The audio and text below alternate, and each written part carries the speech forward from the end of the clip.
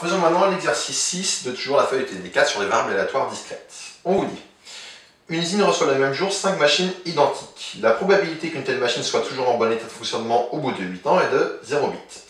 Calculez les probas que 8 ans plus tard, 3 machines exactement soient en bon état, toutes les machines soient en bon état ou au moins une machine soit en panne. Alors, comment on va faire ici, modéliser et puis répondre à cette question?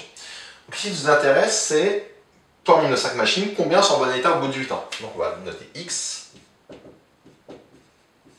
nombre de machines,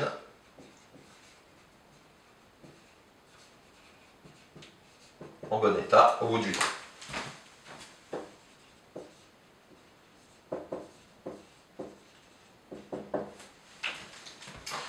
Qu'est-ce qu'on peut dire sur la loi de X? Alors, c'est le nombre de machines en bon état. J'ai 5 machines et je peux considérer que au bout de 8 ans, pour chaque machine individuellement, si jamais elle est en bon état, j'ai un succès, si jamais elle est en mauvais état, c'est un échec. Et je sais que la probabilité d'avoir un succès, c'est de 0,8. J'ai donc un nombre de succès dans une répétition de 5 épreuves de Bernoulli indépendantes. Pourquoi je peux supposer indépendantes? Les machines ne vont pas communiquer entre elles, a priori. Et donc, comme elles ne vont pas communiquer entre elles, je peux supposer qu'elles sont indépendantes. Et donc, je peux dire que X suit une loi. Alors, il faudrait écrire la phrase que j'ai écrite pour l'exercice précédent que je fais en vidéo, mais là, je ne la remets pas. Je vous l'ai dit à l'oral. X dessine le nombre de succès dans une répétition de 5 épreuves de Bernoulli indépendantes, avec une probabilité de succès de 0,8. Et du coup, je suis une loi binomiale de paramètres 5 et 0,8. Une fois que j'ai écrit ça, le reste, ça va couler un peu tout seul, vous allez voir. Question 1, calculer la proba que exactement 3 machines soient en bon état. Donc ça, c'est P de X égale 3. Comment je calcule P de X égale 3? Je place mes 3 machines en état bon état parmi mes 5. Donc si j'ai 3 machines en bon état, c'est que j'ai eu 3 succès, donc 0,8 puissance 3, et j'ai eu 2 échecs, donc 0,2 puissance 2. Tiens, je vous rappelle comment on calcule C5,3. C5,3, ça va donner 5 factoriels sur 3 factoriels fois 5 moins 3, c'est-à-dire 2 factoriels. 5 factoriels sur 3 factoriels, il va me rester 5, j'ai oublié d'écrire la suite, pardon, fois 0,8 au cube fois 0,2 au carré. 5 factoriels sur 3 factoriels, il va me rester 5 fois 4 sur, donc ça c'est 5 factoriels avec 3 factoriels qui se simplifient. 2 factoriels, ça fait 2 fois 1, ça fait 2, fois 0,8 au cube, fois 0,2 au carré. 2 fois sera plus propre. Et donc ça vous donne 5 fois 4 sur 2, 4 sur 2 ça fait 2, 5 fois 2 ça fait 10, donc ça vous donne 10 fois 0,8 au cube, fois 0,2 au carré. Bon, et là je laisse prendre votre calculatrice faire le calcul, ça n'a pas trop d'intérêt dans cet exercice. C'est des données prises un peu au hasard, donc du coup, ça n'a pas trop d'intérêt.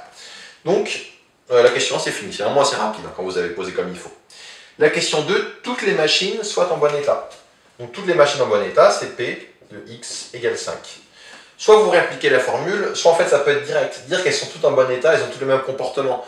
Donc ça veut dire tout en bon état, c'est chaque machine est en bon état. Être en bon état c'est 0,8, chaque machine c'est puissance 5, directement. Si vous appliquez la formule, vous trouverez ça aussi, hein, si vous appliquez la formule avec la loi binomiale. Mais là, quand ils ont tous le même comportement, ça va plus vite. C'est un peu comme quand on avait fait le prince charmant en comparaison complémentaire, tout le même comportement, donc ça va plus vite. Donc il faut calculer directement, et du coup c'est le cas ici. Et la question 3, au moins une machine soit en panne, donc proba de au moins une machine en panne. Alors attention là, il va falloir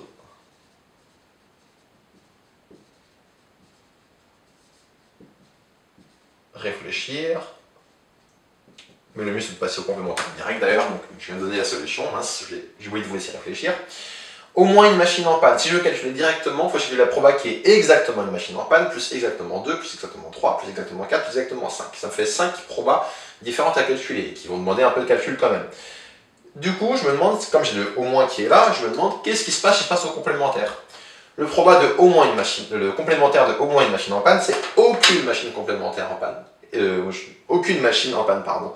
Et donc, aucune machine en panne, j'ai un seul cas de figure à calculer, j'ai une seule proba, et donc c'est beaucoup plus rapide. Donc l'idée ici, c'est de passer au complémentaire, c'est moins P de aucune machine en panne.